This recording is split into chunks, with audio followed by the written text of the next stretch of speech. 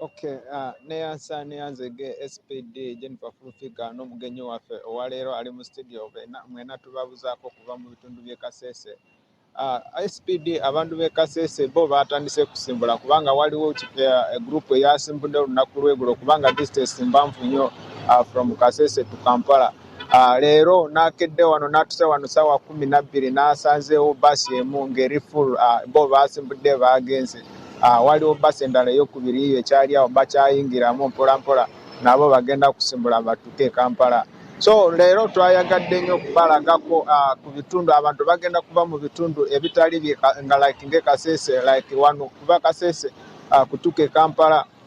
Batusaliddeko ku ssente just otukawo n'ogamba ngenda kusaba ngenda mu Independence Night, naye omuntu agenda kubanga ava wano agenda e Kampala babadde batwalirawo emitwalo 3.5 ku basi zino eza bulijjo, lingi yebadde etwalirawo emitwalo 4.5, naye basazeeko lingi yasazeeko omutwalo bagenda twalirawo emitwalo 3. Bano bo basazeeko 5000 bagenda twalirawo 2.5. Kwabo abo bokka abagenda e Kampala kusaba si buli omu nti no agenda kuvayo agambe ngende e Kampala naye ng'agenda mu bizinesi then bagambe nti no genda kusasula ezo sente. Nedda sebo nedda nyabo.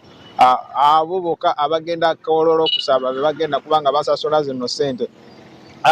Bameneja ba zino basi batutegeezako kuva mu bitundu nga Fort Portal ne Buntibujjo naye basaze ku bbeeyi kubanga kuva Fort kutuuka e Kampala babadde batwalirawo emitwalo 3.5, kiba kitegeeza nabo bagenda twalirawo 3 ne Buntibujjo kutwaliza awamu.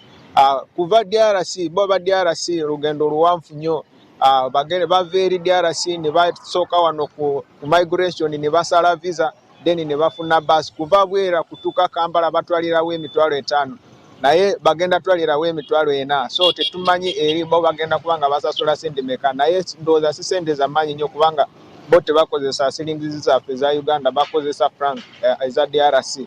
So embeera yo eri Kasese bo abantu batandise kusimbula, naffe ng'abakozi ba Salt Media naffe tugenda kwetegeka tutandike olugendo kubanga kuva Kasese lugendo luwanvu nnyo, otwalirawo ddala essaawa eziringa 8 kutuuka mu kibuga e Kampala. So katumitinge e Kololo, buli muntu yenna, abantu be Kasese, abantu be Buntibujjo, ituobusi tusambisa motoka twende tusabe ekiru kyuma kisa ng'omuntu ekendera Nyamuhanga sicyangaleka ukaleke business yawe yekawa kubanga ukabya wabirenda ya saba nebinene byo ukiherya ukaswa bingero mu business yawe deni yakulakulana. So bye biri Kasese nange biri Kasese, so twende tusabe. Over to you SPD.